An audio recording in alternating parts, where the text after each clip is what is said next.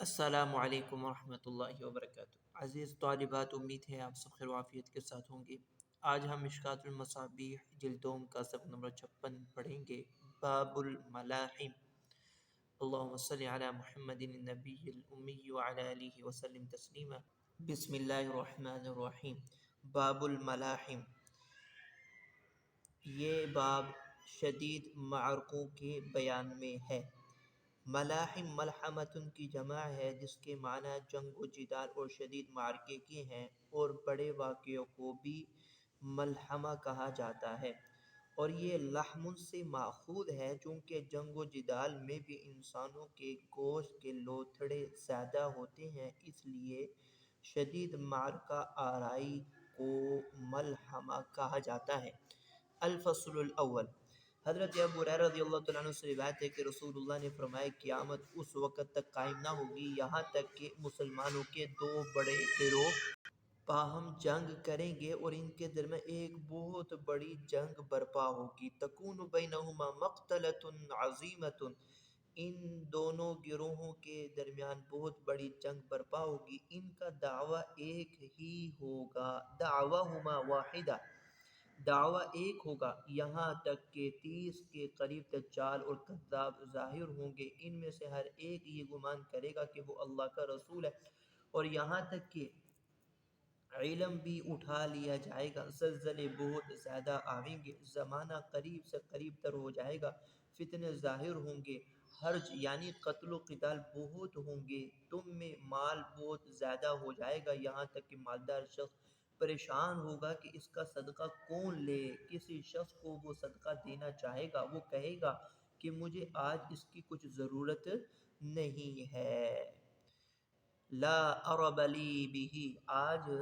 مجھے اس کی کوئی ضرورت نہیں ہے۔ وحتی یتطاول الناس فی البنیان،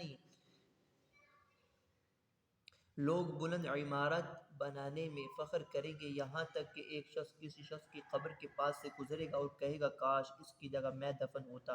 اور یہاں تک کہ سورج مغرب کی جانب سے طلوع ہو، جب وہ طلوع ہوگا لوگ اس کو دیکھ لیں گے، سب ایمان لے آئیں گے، لیکن اس وقت کسی چاند کو اس کا ایمان لانا کچھ فائدہ نہ دے سکے گا، جس نے اس دن سے پہلے ایمان قبول نہیں کیا ہوگا،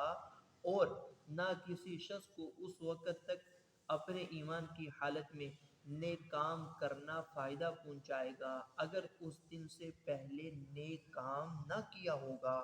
اس قدر جلد قیامت قائم ہو جائے گی کہ دو آدمیوں نے کپڑا اپنے درمیان کھولا ہوگا، پس وہ خرید و فروخت نہ کر سکیں گے اور نہ کپڑا لپیٹ سکیں گے، قیامت آ جائے گی۔ ایک آدمی اونٹنی کا دودھ لے کر آ رہا ہوگا، اس کو پی نہ سکے گا، قیامت آ جائے گی۔ ایک شخص اپنے حوض کی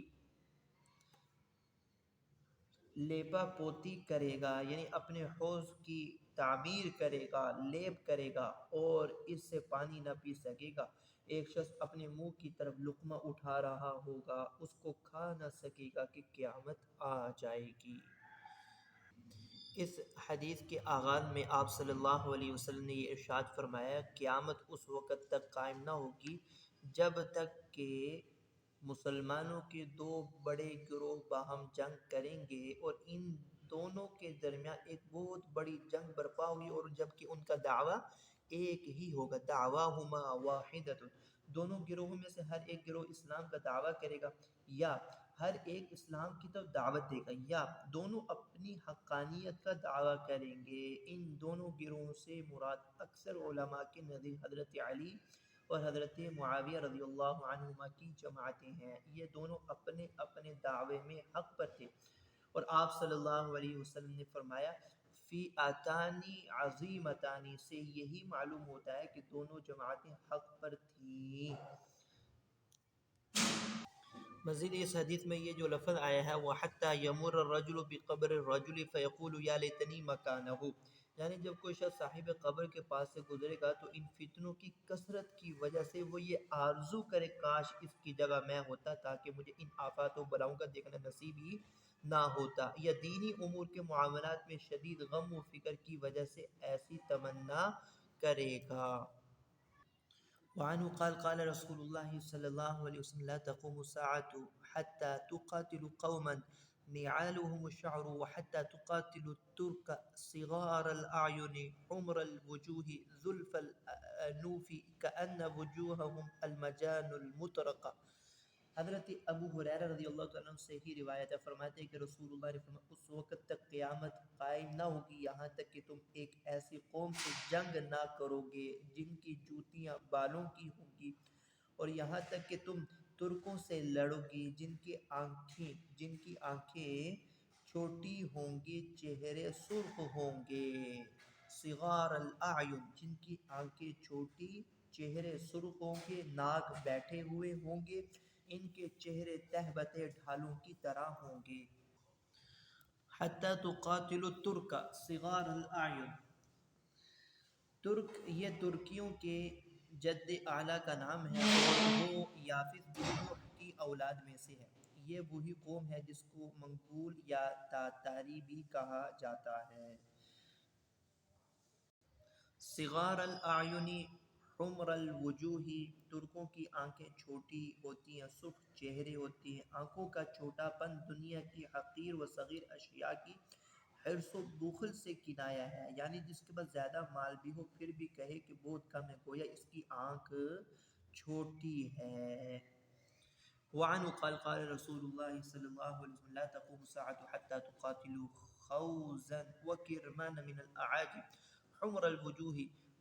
فطس الأنوف صغار الأعين وجوههم المجان المطرقة نعالهم الشعر۔ رسول اللہ صلی اللہ علیہ وسلم نے ارشاد فرمایا قیامت اس وقت تک قائم نہ ہوگی یہاں تک کہ تم عجمیوں میں سے خوض اور کرمان سے جنگ نہ کر لو جن کے چہرے سرخ، ناک چپٹے، آنکھیں چھوٹی چھوٹی ہوں گی، ان کے چہرے تہبتے ڈھالوں کی مانند معلوم ہوتے ہیں، ان کی جوتیاں بالوں کی ہیں۔ روایت کی اس کو امام بخاری نے وفی روایت له عن عمر بن تغلب عراض الوجوہ، اور جبکہ بخاری شریف کی ایک روایت جس کو عمر بن تغلب سے مروی ہے کہ ان کے چہرے چوڑے ہوں گے، فطس الانوف حمر الوجوہ چہرے سرخ، فطس الانوف چپٹی ناکوں والے لوگ وہی ہیں جن کو اوپر والی روایت میں ذوالف الانوفی کہا گیا ہے، دونوں کے معنی ایک ہی ہیں۔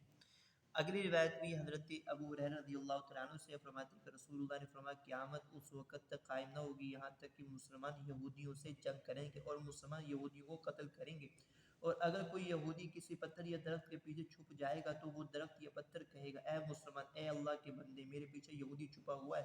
آ کر اس کو قتل کر دے۔ البتہ غرقد درخت نہیں کہے گا کیونکہ وہ یہودیوں کا درخت ہے، فَإِنَّهُ مِن شَجَرِ الْيَهُودِ کیونکہ وہ یہودیوں کا درخت ہے۔ اگلی روایت بھی حضرت ابو ہریرہ رضی اللہ تعالیٰ عنہ سے فرماتے ہیں کہ رسول اللہ صلی اللہ علیہ وسلم نے ارشاد فرمایا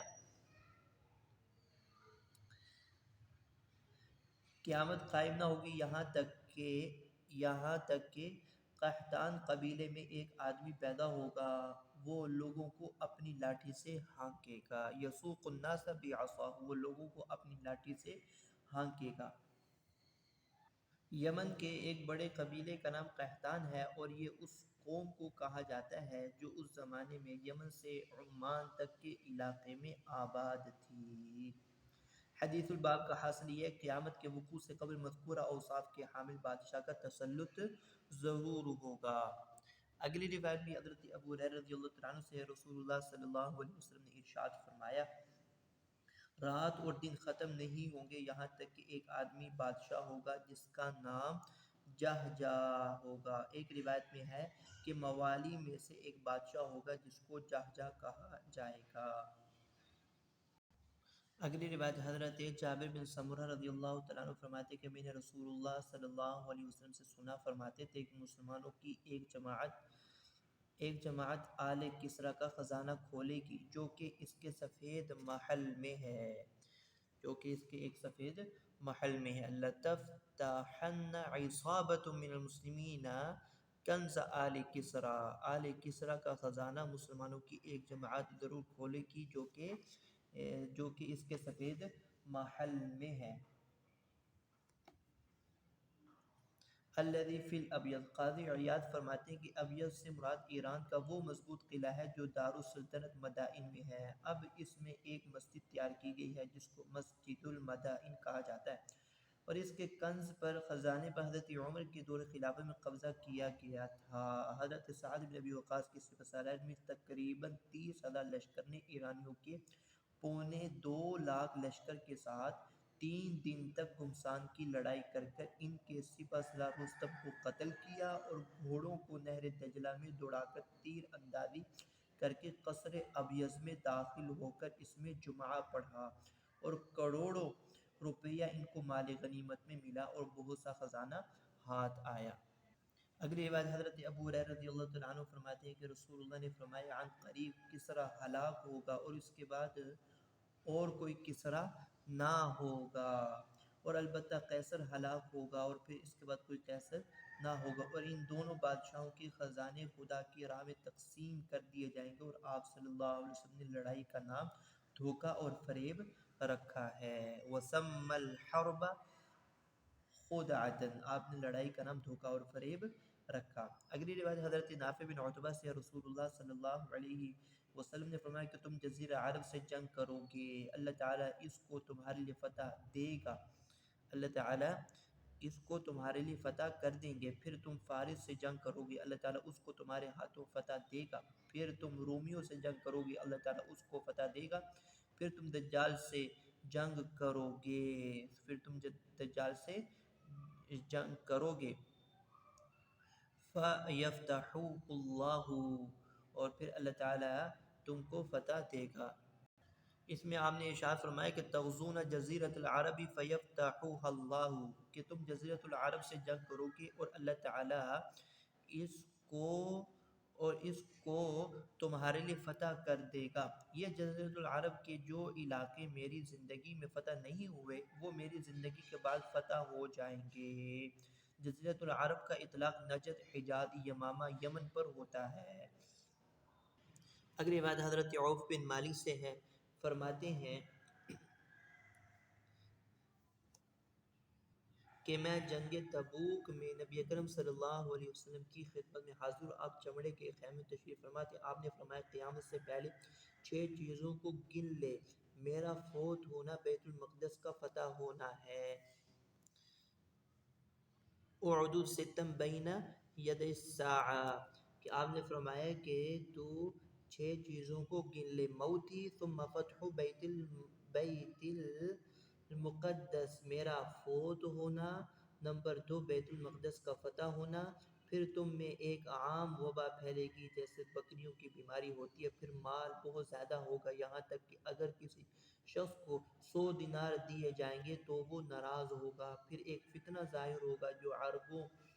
کے گھر میں داخل ہوگا، پھر تمہارے درمیان اور رومیوں کے درمیان ایک صلح ہوگی اور وہ عہد شکنی کریں گے، اور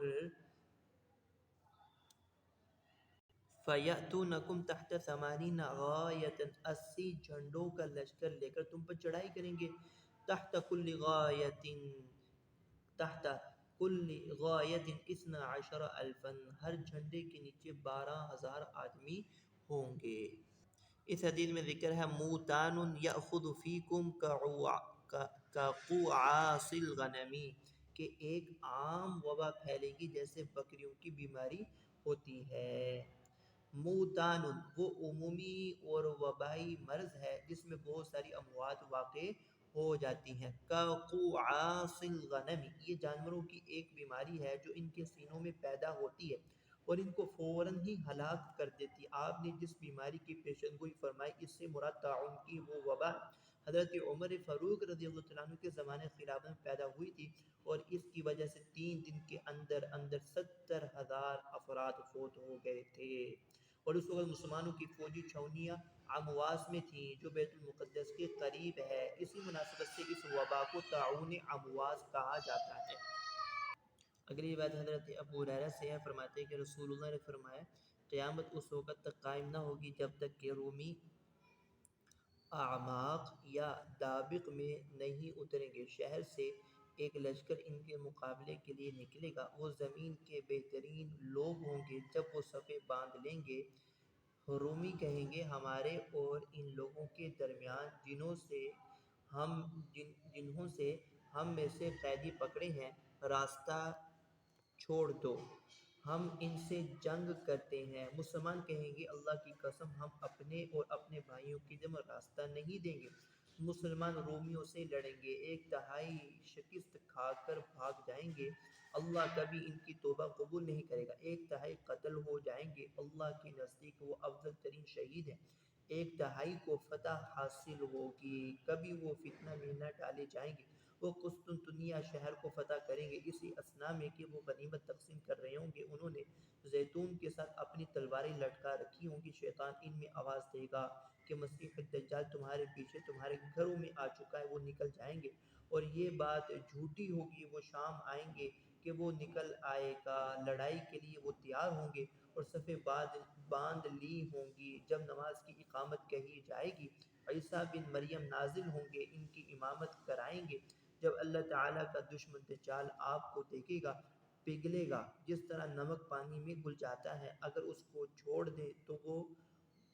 گل جاوے یہاں تک کہ ہلاک ہو جائے، لیکن اللہ تعالیٰ ان کے ہاتھوں قتل کروائے گا، حضرت عیسیٰ اپنے نیزے میں اس کا خون دکھلائیں گے۔ اس حدیث میں جو لفظ آیا ہے الاعماق اور دابق، اعماق اطراف مدینہ میں ایک جگہ کا نام ہے اور دابق مدینہ کی ایک بازار کا نام ہے۔ حدیث میں مدینہ سے مراد حلب کا شہر ہے جو شام میں واقع ہے۔ مدینہ منورہ پر نہ یہ پیشن گوئی صادق آئی اور نہ ہی مدینہ منورہ مراد ہے۔ اگلی بات حضرت عبداللہ بن مسعود رضی اللہ تعالیٰ عنہ فرماتے ہیں قیامت اس وقت تک قائم نہ ہوگی یہاں تک کہ میراث نہیں تقسیم کی جائے گی اور مال غنیمت سے خوشی نہیں ہوگی۔ میراث کی عدم تقسیم کے بارے میں کئی اقوال ہیں۔ نمبر ایک، مقتول اس قدر زیادہ ہوں گے کہ ان کے بچے کچے وارث آپس میں میراث کی تقسیم نہیں کریں گے۔ نمبر دو، مال کی اتنی کثرت ہوگی کہ اس وقت لوگ کہیں گے کہ ہمارے پاس خود اتنا مال ہے، دوسرے کے مال کا ہم کیا کریں، اس وجہ سے میراث تقسیم نہیں کریں۔ نمبر تین، یا اس وقت زمانے میں کوئی ایسا عالم نہیں ہوگا جو شرع و اصولوں کے مطابق میراث کو تقسیم کر سکے۔ دوسرا جملہ ہے وَلَا يُفْرَحَ بِغَنِيمَةٍ، چونکہ سب اہل خانہ شہید ہو چکے ہوں گے اس لیے مال غنیمت ملنے سے خوشی نہیں ہوگی۔ ثم قال، پھر فرمایا کہ دشمن اہل شام کے ساتھ جنگ کرنے کے لیے اکٹھے ہوں گے، ادھر اس مسلمان بھی ان کے لیے لشکر اور طاقت جمع کریں گے۔ دشمن سے مراد اہل روم ہے، بس مسلمان اپنے لشکر میں کچھ فوج منتخب کر کے آگے بھیجیں گے تاکہ وہ فوج جنگ کرے اور مر جائے، اور اگر واپس آئے تو غالب فتح یاب ہو کر ہی واپس آئے، وہ جنگ کریں گے، رات ان کے درمیان حائل ہو جائے گی،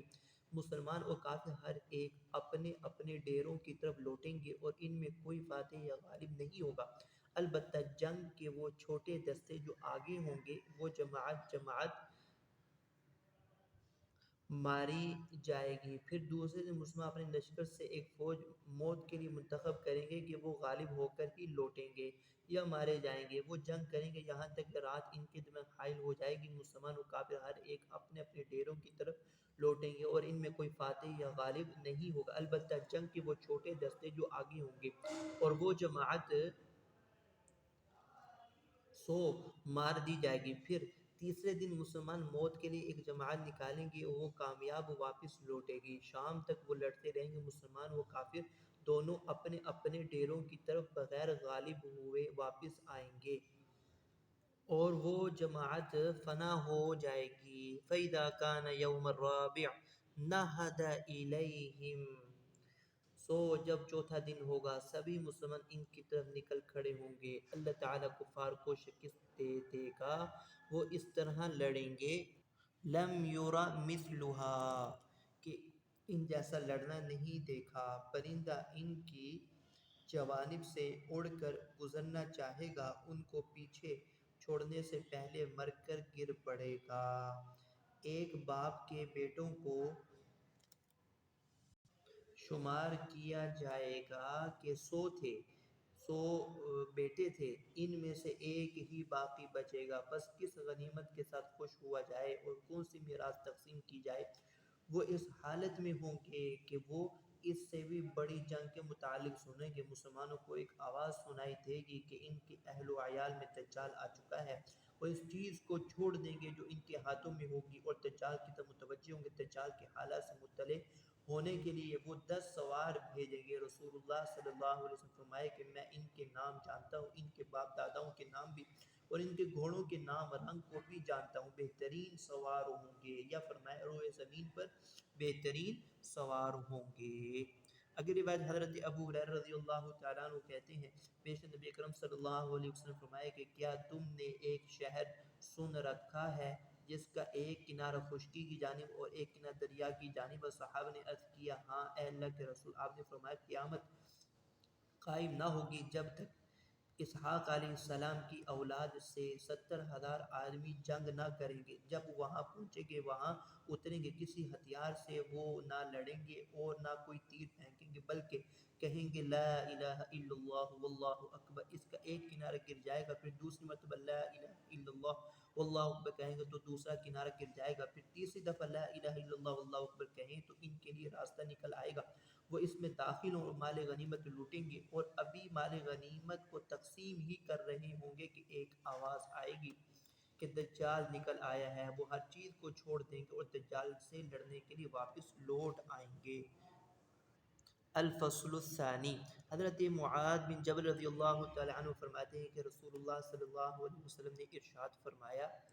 بیت المقدس کا پوری طرح آباد ہو جانا مدینہ منورہ کی خرابی کا سبب ہے، اور مدینہ کا ویران ہونا جنگ عظیم کا سبب ہے، اور جنگ عظیم قسطنطنیہ کی فتح کا سبب ہے، اور قسطنطنیہ کی فتح دجال کے خروج کا سبب ہوگا۔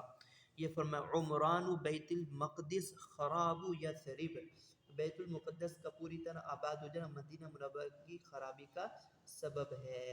بیت المقدس اور اس کے ارد گرد پر مکمل طور پر یہودیوں کا تسلط ہو جائے گا۔ جب وہ اس پر چھا جائیں گے تو پھر ان کی نظریں مدینہ منورہ کی طرف اٹھے گی اور وہ اس پاک شہر کی تقریب کا منصوبہ بنائیں گے۔ پھر جب اہل مدینہ ان کے لیے جنگ کرنے کے لیے نکلیں گے تو پیچھے مدینہ منورہ خالی ہو جائے گا اور کمزور ہو جائے گا، اور کمزور۔ ان علامات میں سے ہر سابق ہر لاحق کے لیے علامت ہے۔ عمران بیت المقدس خرابی یثرب کی علامت ہے، چاہے متصل ہو یا فاصلے کے ساتھ ہو، اور یہ خرابی مدینہ منورہ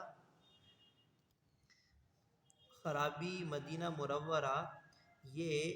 ملحمۃ الکبریٰ کی علامت ہے، اگرچہ فاصلے سے ہو۔ اسی دوران بیچ میں دجال کے خروج کا جھوٹا اعلان بھی ہوگا۔ ملحمہ کبریٰ مسلمانوں اور عیسائیوں کے دونوں بڑی جنگ کا نام ہے، بڑی جنگ کا نام ہے۔ کفار لاکھوں کی تعداد میں ہونے کے باوجود بھی اس جنگ میں شکست کھا جائیں گے اور قسطنطنیہ فتح ہو جائے گا، اور قسطنطنیہ کی فتح کے متصل یا کچھ دیر کے بعد دجال کا خروج ہوگا۔ اگلی روایت میں حضرت معاذ بن جبل رضی اللہ تعالیٰ عنہ سے فرماتے ہیں کہ رسول اللہ نے ارشاد فرمایا الملحمۃ العظمی وفتح القسطنطنیہ وخروج الدجال فی 7 اشہر، کہ یہ ملحمہ عظمی یعنی جنگ عظیم اور قسطنطنیہ کا فتح ہونا اور دجال کا خروج 7 ماہ میں ہی ہو جائے گا۔ اس سے مراد وہ جنگ ہے جس میں لوگ اپنی جانی نقصان کا جائزہ لیں گے، تو معلوم ہوگا کہ 100 میں سے ایک ہی زندہ بچا ہے، باقی سب موت کے آغوش میں چلے گئے، جیسے کہ گزشتہ روایات میں ہم پڑھ چکے ہیں۔ اگلی روایت حضرت عبداللہ بن مسعود سے رسول اللہ صلی اللہ علیہ وسلم نے فرمایا کہ جنگ عظیم اور قسطنطنیہ کی فتح کے درمیان مدت 6 برس کا فاصلہ ہے۔ وَيَخْرُجُ الدَّجَّالُ فِي السَّابِعَةِ، اور 7ویں برس دجال نکلے گا، اور اس روایت کو ابو داؤد نے نقل کیا اور کہا کہ یہ حدیث زیادہ صحیح ہے۔ اب بظاہر ان دونوں روایات کے درمیان میں تعارض آ رہا ہے۔ اوپر والی روایت سے معلوم ہوتا ہے کہ یہ تینوں واقعات یعنی جنگ عظیم، قسطنطنیہ کی فتح اور خروج دجال یہ 7 ماہ کے اندر اندر ہوگا، جبکہ اس روایت میں معلوم ہوتا ہے کہ یہ واقعات کل 7 سالوں میں رونما ہوں گے۔ تو اس کا جواب یہ ہے کہ دوسری حدیث پہلی حدیث کے مقابلے میں زیادہ اصح اور راجح ہے۔ پہلی روایت پہ اصحاب الجرح نے کلام کیا، شاید وہاں راوی سے غلطی ہو گئی ہو کہ اس نے 7 سال کے بجائے 7 ماہ نقل کر دیا ہے۔ اگلی روایت حضرت ابن عمر سے ہے، فرماتے ہیں قریب ہے کہ جب مسلمان مدینہ میں محصور کیے جائیں گے یہاں تک کہ ان کے دور ترین مورچے صلاح ہوگا، دور ترین مورچہ صلاح ہوگا، وصلاح قریب من خیبر، اور صلاح خیبر کے نزدیک ایک جگہ کا نام ہے۔ اس حدیث کا ایک مطلب یہ ہے کہ جب آخر وقت میں مسلمانوں کی کمزوری اور انتشار کا وقت ہوگا تو دشمنان دین و اسلام مدینہ منورہ تک محاصرہ کرنے اور وہاں کے مسلمانوں کو گھیر لینے کی کوشش کریں گے اور ان کا اقتدار خیبر تک آ جائے گا۔ اگلی بات حضرت ذی مخبر سے ہے، فرماتے ہیں کہ رسول اللہ صلی اللہ علیہ وسلم کو یہ فرماتے ہوئے سنا کہ تم رومیوں عیسائیوں سے صلح کرو گے جو با امن صلح ہوگی، جو با امن صلح ہوگی، فتغزون انتم وهم عدوا من ورائکم، پھر تم اور وہ مل کر ایک تیسرے دشمن کے ساتھ جنگ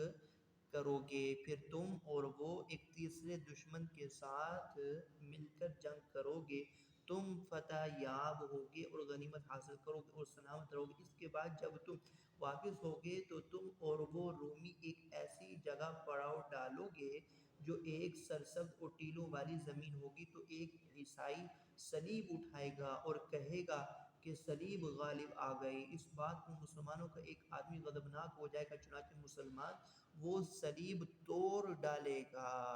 فَيَدُقَّهُ، جب وہ صلیب توڑ ڈالے گا، فَعِندَ ذَلِكَ تَغْدِرُ الرُّومُ وَتَجْمَعُ لِلْمَلْحَمَةِ، تو اس وقت رومی عہد توڑ ڈالیں گے اور جنگ کے لیے اکٹھے ہو جائیں گے۔ بعض راویوں نے یہ الفاظ زیادہ بیان کیے، مسلمان اپنے اسلحے کی طرف دوڑیں گے پھر جنگ کریں گے، اللہ تعالیٰ اس جماعت کو شہادت کے ساتھ عزت بخشے گا۔ اگلی بات حضرت عبداللہ بن عمر نبی کرم صلی اللہ علیہ وسلم سے روایت کرتے ہیں کہ آپ نے فرمایا کہ تم حبشیوں کو ان کی حال پر چھوڑ دو اور ان سے کسی قسم کا تعارض نہ کرو تاکہ وہ تم سے کچھ نہ کہیں اور تمہارے ساتھ تعارض نہ کریں۔ فَإِنَّهُ لَا يَسْتَخْرِجُ كَنْزَ الْكَعْبَةِ إِلَّا ذُو السُّوَيْقَتَيْنِ مِنَ الْحَبْشَةِ، اس لیے کہ کعبے کا خزانہ بھی ایک حبشی چھوٹی پنڈلیوں والا ہی نکالے گا، چھوٹی پنڈلیوں والا حبشی نکالے گا۔ اس حدیث شریف میں جس واقعے کی طرف اشارہ فرمایا گیا ہے وہ بالکل قرب قیامت کا واقعہ، اور ایک حبشی چھوٹی پنڈلیوں والا خانہ کعبہ پر چڑھائی کرے گا اور اس کو گرا دے گا اور خانہ کعبہ کے نیچے مدفون خزانہ نکالے گا۔ خزانہ نکالنے والے حبشی سے مراد یا تو حبشہ کا بادشاہ مراد ہے یا جن سے حبشہ مراد ہے۔ عموماً اہل حبشہ کی پنڈلیاں کمزور پتلی ہی ہوتی ہیں۔ اگلی روایت نبی اکرم صلی اللہ علیہ وسلم کے ایک صحابی سے روایت ہے، فرمایا کہ تم حبشیوں کو اس وقت تک ان کے حال پر چھوڑے رکھو جب تک وہ تم کو چھوڑے رکھیں، اور ترکوں کو بھی ان کے حال پر چھوڑ دو جب تک وہ تم کو تمہارے حال پر چھوڑے رکھیں۔ اگلی روایت حضرت بریدہ نبی اکرم صلی اللہ علیہ وسلم روایت کرتے کہ آپ نے ایک حدیث میں فرمایا کہ ایک قوم تمہارے ساتھ جنگ کرے گی، ان کی آنکھیں چھوٹی چھوٹی ہوں گی، یعنی ترک، تم ان کو 3 مرتبہ ہانکو گے یہاں تک کہ تم ان کو جزیرہ عرب میں پہنچاؤ گے۔ جب تم ان کو پہلی مرتبہ بھگاؤ گے تو وہ بھاگ کر اپنی جان بچائیں گے، دوسری مرتبہ بھگاؤ گے تو ان میں سے کچھ تو اپنی جان بچا کر نکل جائیں گے اور کچھ مر جائیں گے، اور تیسری دفعہ ان کو تہس نہس کر دیا جائے گا، یہ جس طرح آپ صلی اللہ علیہ وسلم نے فرمایا۔ اگلی بات حضرت ابو بکر سے ہے، رسول اللہ نے فرمایا کہ میری امت ایک پست زمین میں اترے گی، اس شہر کا نام وہ بصرہ رکھیں گے، وہ ایک دریا کے پاس ہے جس کا نام دجلہ ہے، اس پر پل ہوگا، اس کے رہنے والے بہت زیادہ ہو جائیں گے اور وہ شہر مسلمانوں کے شہروں میں ہوگا۔ آخر زمانے میں قنطورہ کے بیٹے اس شہر کے لوگوں سے لڑنے کے لیے آئیں گے، جن کے چہرے چوڑے اور ان کی آنکھیں چھوٹی چھوٹی، یہاں تک کہ وہ نہر کے کنارے پر اتریں گے۔ اس شہر کے لوگ 3 فرقوں میں تقسیم ہو جائیں گے، ایک فرقہ بیلوں کی دموں میں پناہ پکڑے گا اور ایک جنگل میں چلے جائیں گے وہ ہلاک ہو جائیں گے، دوسرے فرقے کے لوگ امان طلب کریں گے پس وہ بھی ہلاک ہو جائیں گے، تیسرے فرقے کو لوگ اپنی عورتوں اور بچوں کو پس پشت ڈال کر ان سے جنگ کریں گے وہ شہید ہوں گے۔ فرقۃ یاخذون فی اذناب البقر والبریۃ، کہ ایک فرقہ وہ ہوگا جو بیلوں کی دموں میں پناہ پکڑے گا اور جنگل میں چلے جائیں گے۔ مراد یہ ہے کہ ایک طبقہ دنیا کے پیچھے لگ جائے گا، مال مویشی لے کر جنگل کی طرف نکل جائے گا تاکہ سکون سے زندگی گزارے، اور وہ طبقہ جہاد کو چھوڑ دینے سے خود بھی تباہ ہو جائے گا اور بری موت مرے گا۔ اگلی بات حضرت انس رضی اللہ تعالیٰ عنہ سے ہے، رسول اللہ صلی اللہ علیہ وسلم نے فرمایا اے انس، لوگ نئے شہر آباد کریں گے، ان میں سے ایک شہر کا نام بصرہ ہوگا، اگر تو وہاں سے گزرے یا اس میں داخل ہو تو اس علاقے کے قریب بھی نہ جانا جہاں کھاری زمین ہے، اور نہ ان جگہوں کے قریب جانا جن کو قلعہ کہا جاتا ہے، اور وہاں کی کھجوروں کے باغات اور وہاں کے بازاروں، وہاں کے بادشاہوں اور سرداروں کے دروازوں سے بھی دور رہنا، صرف اس کے کناروں کو لازم پکڑنا، کیونکہ وہاں صورتوں کا بدل جانا، پتھروں کا پڑنا، زلزلوں کا آنا ہوگا، وہاں ایک قوم رات گزارے گی اور صبح وہ بندر اور خنزیر بنا دیے جائیں گے۔ الحاصل حدیث الباب میں یہ ذکر ہے کہ بصرہ میں 3 عذاب تو عمومی طور پر آئیں گے۔ نمبر 1، انسانات، مکانات وغیرہ زمین میں دنسا دیے جائیں گے، ان کو زمین نکل لے گی۔ نمبر 2، تیز ہواؤں کا چلنا کہ جس سے لوگ ہلاک ہو جائیں گے۔ نمبر 3، سخت زلزلے آئیں گے، اور یہ تینوں عذاب قرب قیامت میں ہوں گے۔ اگلی بات حضرت صالح بن درہم سے ہے، وہ کہتے ہیں کہ ہم حج کے لیے نکلے، وہاں ایک آدمی تھا، اس نے ہم سے پوچھا کیا تمہارے علاقے میں کوئی بستی ہے جس کا نام ابواللہ ہو؟ ہم نے کہا ہاں۔ انہوں نے کہا کہ مجھے اس بات کی کوئی ضمانت دیتا ہے کہ وہاں کی مسجد عشار میں میرے لیے 2 رکعت نماز پڑھے یا 4 رکعت، اور پھر یہ کہے اس نماز کا ثواب ابو ہریرہ کو پہنچے۔ میں نے اپنے خلیل ابو القاسم صلی اللہ علیہ وسلم سے سنا ہے، فرماتے تھے اللہ تبارک و تعالی قیامت کے دن مسجد عشار سے شہداء کو اٹھائے گا، بدر کے شہیدوں کے ساتھ ان شہداء کے علاوہ کوئی اور نہ کھڑے ہوں گے، بدر کے شہیدوں کے سوا بدر کے شہداء کے ساتھ ان شہداء کے علاوہ کوئی اور نہ کھڑے ہوں گے۔ روایت کی اس کو ابو داود نے، اور کہا کہ یہ مسجد نہر کی جانب ہے، مما یلی النہر، یہ مسجد عشار نہر کی جانب ہے۔ وسنذکر حدیث ابی الدرداء ان فسطاط المسلمین فی باب ذکر الیمن والشام انشاءاللہ، اور ابو درداء کی حدیث ان فسطاط المسلمین باب ذکر الیمن والشام میں انشاءاللہ ذکر کریں گے۔ الفصل الثالث، حضرت شقیق حضرت حذیفہ سے روایت کرتے ہیں کہ ہم حضرت عمر کے پاس تھے، انہوں نے ہم سے پوچھا کہ تم میں سے فتنے کے متعلق نبی کرم صلی اللہ علیہ وسلم کی حدیث کس کو یاد ہے؟ میں نے کہا کہ مجھے یاد ہے، جیسا کہ آپ صلی اللہ علیہ وسلم نے فرمایا تھا۔ کہنے لگے لاؤ، بے شک تم روایت حدیث میں بہت دلیر ہو۔ آپ نے کس طرح فرمایا تھا؟ میں نے کہا رسول اللہ صلی اللہ علیہ وسلم نے فرمایا آدمی کی آزمائش اس کے اہل مال اور اس کی ذات اور اس کی اولاد اس کے ہمسائے میں ہوگی، جس کا کفارہ روزے، نماز، صدقہ، امر بالمعروف اور نہی عن المنکر بن جاتے ہیں۔ حضرت عمر کہنے لگے میری مراد یہ فتنہ نہیں بلکہ میری مراد وہ فتنہ ہے جو سمندر کی موجوں کی طرح جوش مارتا ہے۔ حضرت حذیفہ نے کہا میں نے حضرت عمر سے کہا کہ آپ کو اس سے کیا آپ کے اور اس کے درمیان ایک دروازہ بند ہے۔ انہوں نے پوچھا کہ دروازہ توڑا جائے گا یا کھولا جائے گا؟ میں نے کہا کہ وہ دروازہ توڑا جائے گا۔ کہنے لگے پھر یہ زیادہ لائق ہے کہ کبھی بند نہ کیا جا سکے۔ حدیث کے راوی حضرت شقیق کہتے ہیں میں نے حضرت حذیفہ سے کہا کیا حضرت عمر جانتے تھے کہ وہ دروازہ کون ہے؟ کہنے لگے ہاں، جس طرح دن کے بعد رات آنے کا ان کو یقین تھا، میں نے ان کو حدیث بیان کی تھی، کوئی غلط بات نہیں بتلائی تھی۔ راوی کا کہنا ہے کہ ہمیں حضرت حذیفہ سے یہ پوچھنے کی ہمت نہیں ہوئی کہ دروازے سے کون مراد تھا۔ ہم نے مسروق سے کہا کہ آپ حضرت حذیفہ سے پوچھ لیں، تو انہوں نے پوچھا، وہ کہنے لگے دروازہ حضرت عمر رضی اللہ تعالی عنہ تھے۔ اگلی روایت حضرت انس رضی اللہ تعالی عنہ سے ہے، فرماتے ہیں کہ قسطنطنیہ کا فتح ہونا قیامت کے قریب ہوگا، مع قیام الساعہ، قرب قیامت ہوگا۔ باب اشراط الساعہ، یہ باب قیامت کی نشانیوں کے بیان میں۔ الفصل الاول، حضرت انس رضی اللہ تعالیٰ عنہ سے روایت فرماتے ہیں میں نے رسول اللہ سے فرماتے ہوئے سنا علامات قیامت میں سے یہ بھی ہے کہ علم اٹھا لیا جائے گا، جہالت زیادہ ہوگی، زنا بہت ہوگا، شراب کا پینا بڑھ جائے گا، آدمی تھوڑے ہو جائیں گے، عورتیں زیادہ ہوں گی، یہاں تک کہ 50 عورتوں کے لیے ایک خبر گیری کرنے والا مرد ہوگا۔ ایک روایت میں ہے کہ علم کم ہو جائے گا، جہالت ظاہر ہوگی۔ اگلی بات حضرت جابر بن سمورہ سے ہے، فرماتے ہیں کہ میں نے رسول اللہ صلی اللہ علیہ وسلم کو یہ فرماتے ہوئے سنا، ان بین ید الساعۃ کذابین فاحذروہم، قیامت سے پہلے جھوٹے پیدا ہوں گے، سو ان سے بچو۔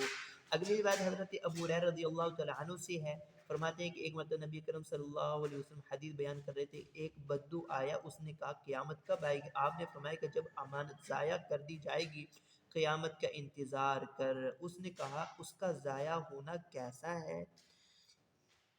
کیف اضاعتها، اس امانت کا ضائع ہونا کیسا ہے؟ آپ نے ارشاد فرمایا اذا وصل الامر الى غیر اہل فانتظر الساعة، جب حکومت کے معاملات نااہلوں کے سپرد کیے جائیں گے تو قیامت کا انتظار کر۔ اگلی روایت بھی حضرت ابو ہریرہ سے فرماتے ہیں کہ رسول اللہ نے فرمایا قیامت اس وقت تک قائم نہ ہوگی یہاں تک کہ مال زیادہ اور عام ہو جائے گا، یہاں تک کہ آدمی اپنے مال کی زکات نکالے گا اور کوئی قبول کرنے والا نہ ہوگا، یہاں تک کہ عرب کی زمین چراگاہوں اور دریاؤں میں تبدیل ہو جائے گی۔ اگلی بات حضرت جابر رضی اللہ تعالیٰ عنہ سے ہے، رسول اللہ صلی اللہ علیہ وسلم ارشاد فرماتے ہیں یکون فی آخر الزمان خلیفۃ یقسم المال ولا یعدہ، وفی روایت یکون فی آخر امتی خلیفۃ یحثی المال حثیا ولا یعدہ عدا۔ آپ نے ارشاد فرمایا کہ آخر زمانے میں ایک خلیفہ ہوگا جو مال تقسیم کرے گا، اس کو گنے کا نہیں۔ ایک روایت میں ہے کہ میری امت کے آخر زمانے میں ایک خلیفہ ہوگا جو لپیں بھر بھر کر مال دے گا اور اس کو شمار نہیں کرے گا۔ اس سے مراد حضرت مہدی ہے، ان کا ظہور مقام ابراہیم اور حجر اسود کے درمیان ہوگا۔ اگلی بات حضرت ابو ہریرہ سے، رسول اللہ صلی اللہ علیہ وسلم ارشاد فرماتے ہیں قریب ہے کہ دریائے فرات سونے کا خزانہ برآمد کرے گا، پس جو شخص وہاں موجود ہو اس سے کچھ نہ لے۔ حدیث الباب کا حاصل یہ ہے کہ جب دریائے فرات کا پانی خشک ہو جائے گا تو اس کے نیچے سونے کا خزانہ برآمد ہوگا، لہذا جو شخص اس وقت وہاں موجود ہو اس کو چاہیے کہ وہ اس سے نہ لے۔ ممانعت کی وجوہ مندرجہ ذیل ہے۔ نمبر 1، خزانہ لینے میں قتل و قتال کی صورت پیش آئے گی، اس لیے منع فرمایا۔ نمبر 2، خزانہ کو لینے سے دراصل آفات و بلاؤں کا نزول ہوگا۔ نمبر 3، خزانہ مغصوب اور مکروہ مال کے حکم میں ہوگا۔ نمبر 4، یہ حکم کسی حکمت پر مبنی نہیں ہے، بس اللہ کا حکم ہے نہیں دینا، جیسے کہ رمضان المبارک کھانے پینے وغیرہ سے رکنا حکم خداوندی ہے، ورنہ کھانا پینا تو فی نفسی حلال ہے۔ اگلی روایت بھی حضرت ابو ہریرہ رضی اللہ تعالیٰ عنہ سے، رسول اللہ صلی اللہ علیہ وسلم نے ارشاد فرمایا قیامت اس وقت تک قائم نہ ہوگی یہاں تک کہ فرات سونے کے ایک پہاڑ کو برآمد کرے گا، لوگ اس کی وجہ سے جنگ کریں گے، پس ہر 100 میں سے 99 وہاں مارے جائیں گے۔ یقتتل الناس علیہ فیقتل من کل 199، ہر 100 میں سے 100 وہاں 100 میں سے 99 مارے جائیں گے، ہر آدمی کہے گا شاید میں ہی اپنے مقصد میں کامیاب ہونے والا شخص ہوں۔ اگلی روایت بھی حضرت ابو ہریرہ رضی اللہ تعالی عنہ سے ہے، رسول اللہ نے فرمایا زمین اپنے جگر کے ٹکڑے جو سونے اور چاندی کے ستونوں کے مانند ہوں گے کیا کر دے گی، پس وہ قاتل آئے گا اور کہے گا اس کی وجہ سے میں نے قتل کیا تھا، قطع رحمی کرنے والا آئے گا کہے گا اس کی وجہ سے تو میں نے قطع رحمی کی تھی، چور آئے گا کہے گا اس کی وجہ سے میں نے ہاتھ کاٹا تھا، میرا ہاتھ کاٹا گیا تھا، پھر وہ لوگ اس مال و دولت کو یوں ہی چھوڑ دیں گے اور اس سے کچھ بھی نہ لے سکیں گے، نہ فلا یأخذون منہ شیئا، اس سے کچھ بھی نہ لے سکیں گے۔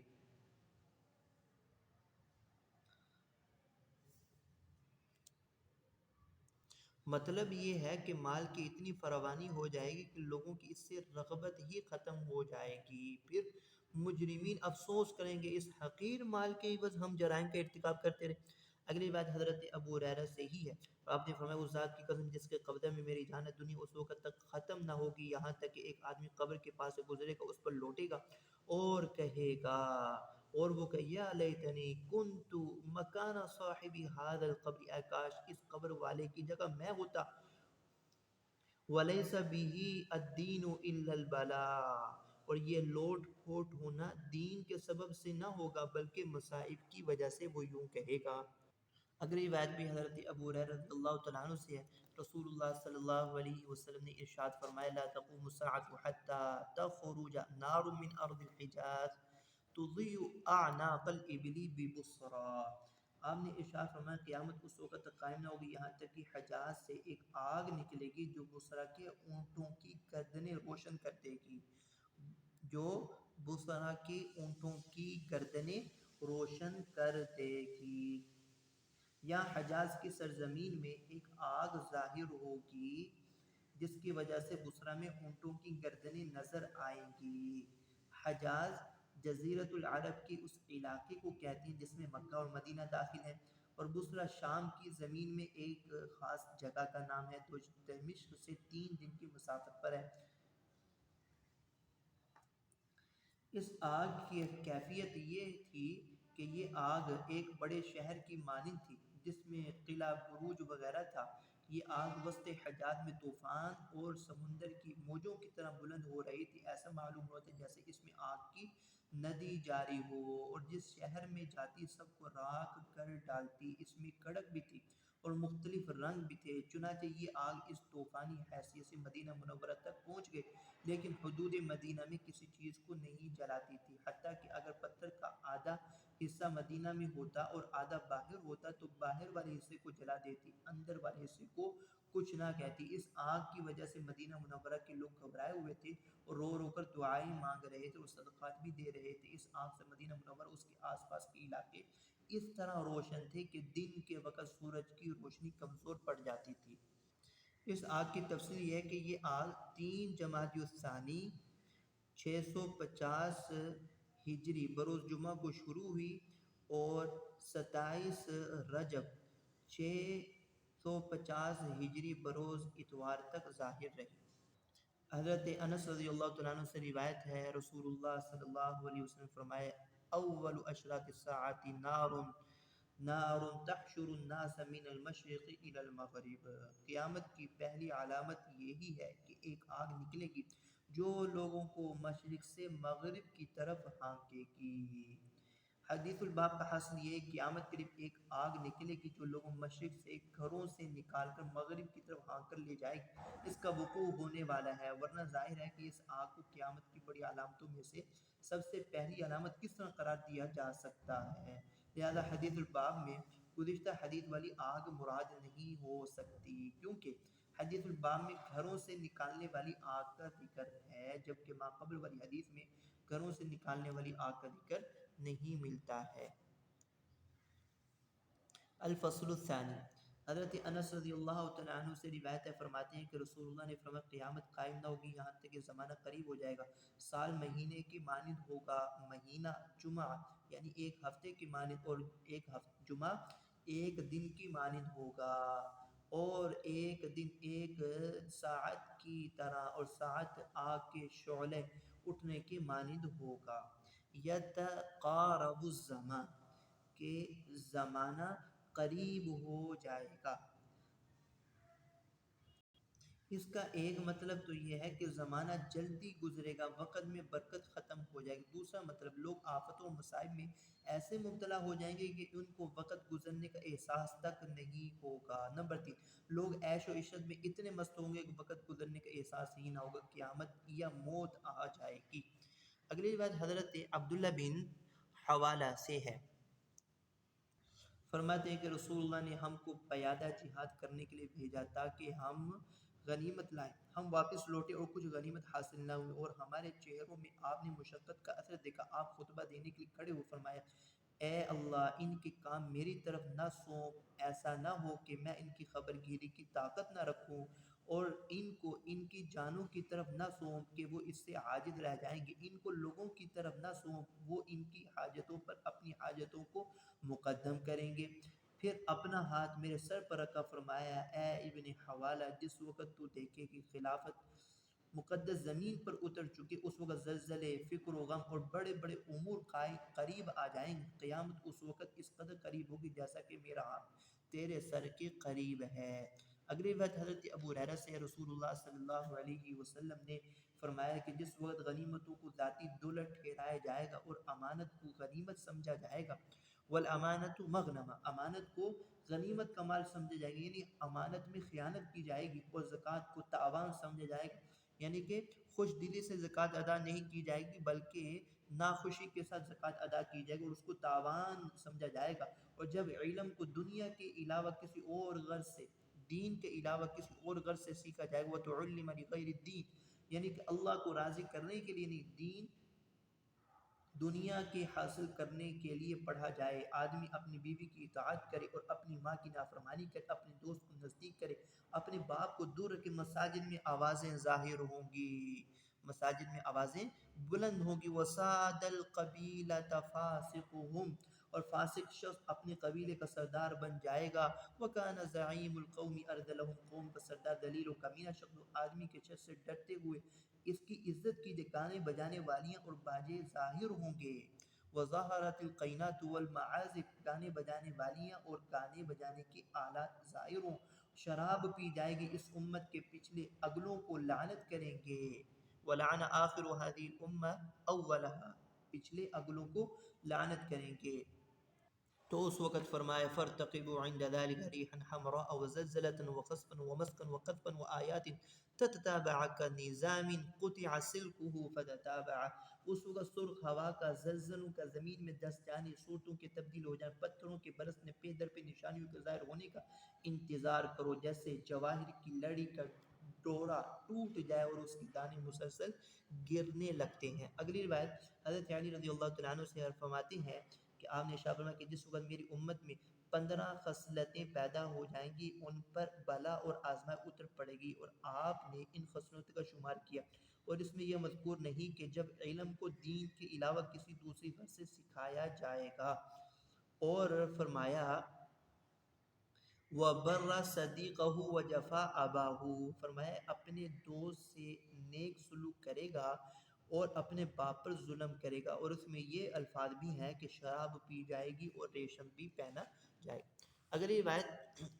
حضرت عبداللہ بن مسعود رضی اللہ تعالیٰ عنہ سے نقل ہے، آپ صلی اللہ علیہ وسلم فرمایا کہ دنیا اس وقت تک ختم نہ ہوگی یہاں تک کہ میرے اہل بیت میں سے ایک شخص عرب کا مالک ہوگا، اس کا نام میرے نام کے موافق ہوگا، اس کا نام میرے نام کے موافق ہوگا، اس سے مراد امام مہدی علیہ الرضوان ہے، اس کا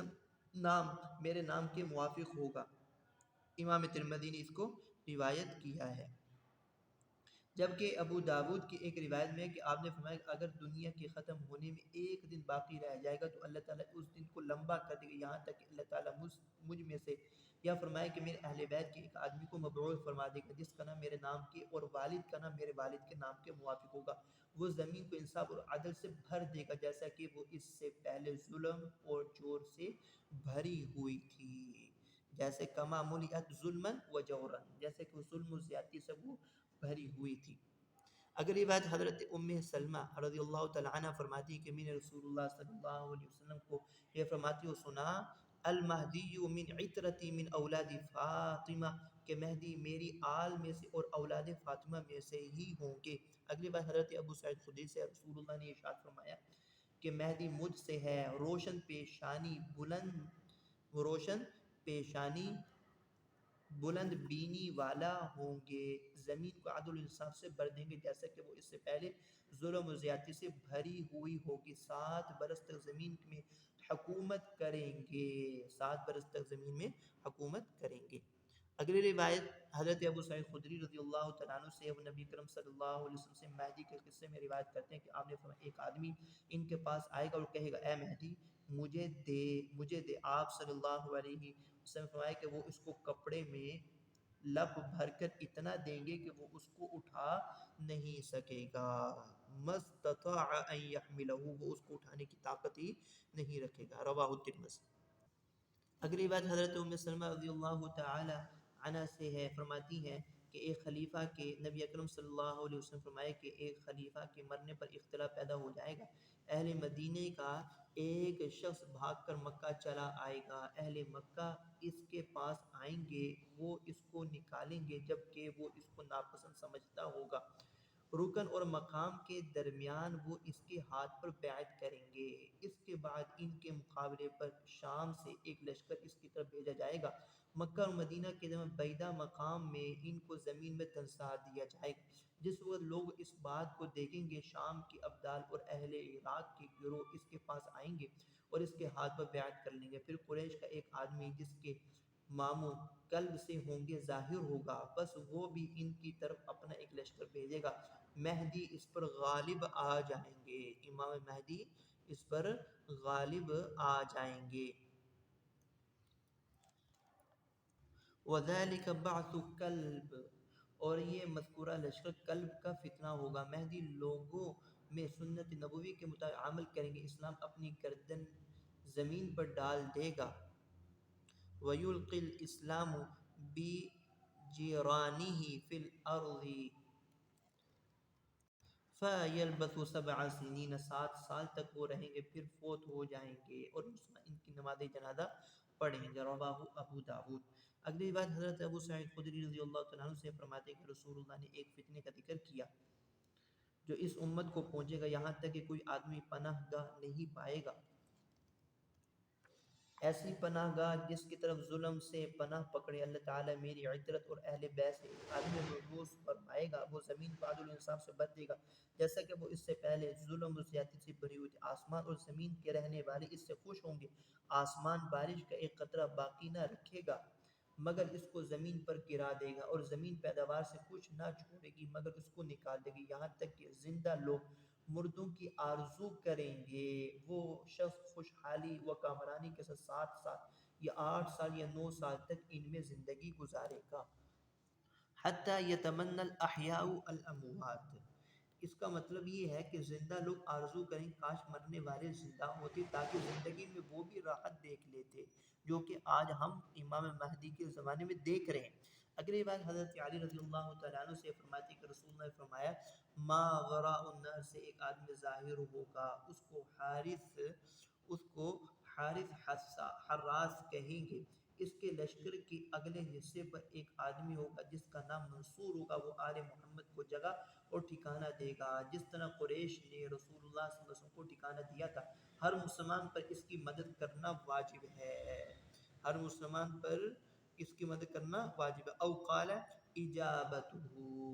یا فرمائے کہ اس کی بات کو قبول کرنا ہر مسلمان پر واجب ہے۔ فرمائے کہ یخرج رجل من وراء النہر یقال له الحارث الحراس، ما وراء النہر سے ایک آدمی ظاہر ہوگا کہ اس کو حارث حراس کہیں گے۔ ما وراء النہر وہ علاقے جو نہر کے پیچھے ہیں، اور اس سے مراد وہ خطہ ہے جس میں بخارا، سمرقند وغیرہ شہر واقع ہیں۔ انہی علاقوں میں سے ایک آدمی برآمد ہوگا جس کا نام حارث حراس ہوگا۔ اس لشکر کے مقدمۃ الجیش پر ایک کمانڈر مقرر ہوگا جس کا نام منصور ہوگا۔ یہ آدمی حضرت مہدی علیہ السلام کو تمام وسائل فراہم کرے گا اور ہر قسم کی حمایت کرے گا۔ اگلی بات حضرت ابو سعید خدری رضی اللہ تعالی عنہ سے فرماتے ہیں کہ رسول اللہ نے فرمایا اس ذات کی قسم جس کے قبض قدرت میری جان ہے، قیامت اس وقت تک قائم نہ ہوگی یہاں تک کہ درندے انسانوں سے باتیں کرنے لگیں گے، اور یہاں تک کہ کوڑے کا پھندنا اور اس کی جوتی کا تسمہ آدمی سے کلام کریں گے، آدمی سے کلام کریں گے۔ فَخِذُوهُ بِمَا أَحْدَثَ أَهْلَهُ بَعْدَهُ وَيُخْبِرُهُ فَخِذُوهُ بِمَا أَحْدَثَ أَهْلَهُ بَعْدَهُ،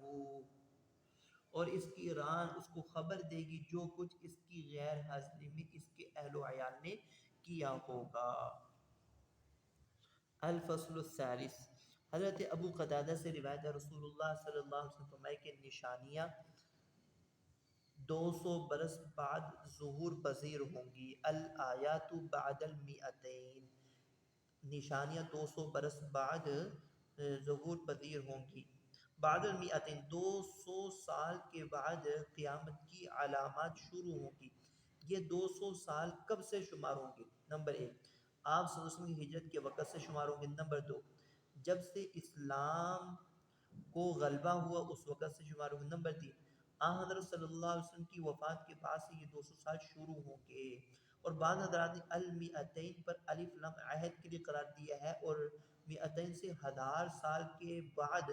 200 سال مراد لیے ہیں۔ یہ وہ زمانہ ہوگا جب قیامت کی چھوٹی چھوٹی نشانیاں ظاہر ہو چکی ہوں گی اور بڑی نشانیوں کا زمانہ قریب آ چکا ہوگا۔ گویا اس حدیث میں یہ بتایا جا رہا ہے کہ 1200 سال تک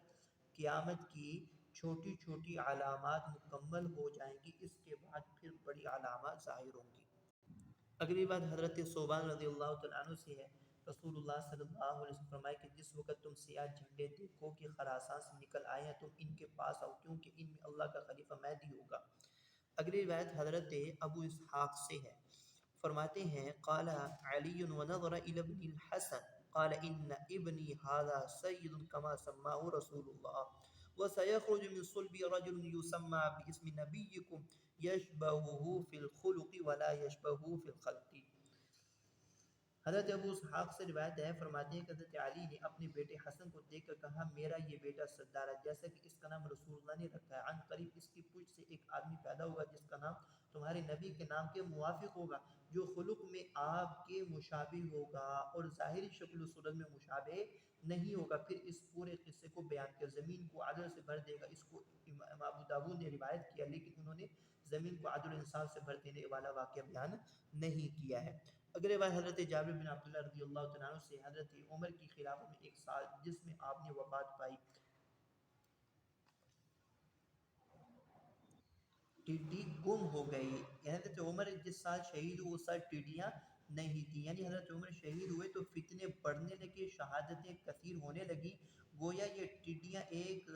دھاگے میں پروئی گئی تھی۔ آپ کو اس بات کا سخت غم ہوا، آپ نے یمن کی طرف ایک سوار بھیجا اور ایک سوار عراق کی طرف اور ایک سوار شام کی طرف بھیجا، جو ٹڈی کے متعلق پوچھتے تھے کیا اس کو دیکھا گیا ہے یا نہیں۔ وہ سوار جو یمن کی طرف گیا تھا ایک مٹھی بھر کر لایا، حضرت عمر کے آگے پھیلا دی۔ جب انہوں نے دیکھا، اللہ اکبر کہا اور فرمایا میں نے رسول اللہ صلی اللہ علیہ وسلم سے سنا ہے، فرماتے تھے اللہ تعالیٰ نے 1000 قسم کی مخلوقات پیدا کی ہیں، 600 سمندر میں اور 400 خشکی میں۔ اس امت میں سب سے پہلے ٹڈی ہلاک ہوگی، جب ٹڈی ہلاک ہو جائے گی مخلوقات پہ در پہ ہلاک ہوں گے، جس طرح موتیوں کی لڑی کی ڈوری ٹوٹ جاتی ہے۔ فَإِذَا هَلَكَتِ الْجَرَادُ تَتَتَابَعَتِ الْأُمَمُ كَنِظَامِ السِّلْكِ، جب یہ ٹڈیاں ہلاک ہو جائیں گی مخلوقات پہ در پہ ہلاک ہوں گے، جس طرح موتیوں کی لڑی کی ڈوری ٹوٹ جاتی ہے۔ گویا یہ ٹڈیاں ایک دھاگے میں پروئی گئی تھی، جب ایک موتی گر گیا تو اس کے ساتھ باقی موتی بھی گر پڑے، اسی طرح اس امت میں ہلاکتوں کا سلسلہ شروع ہو گیا۔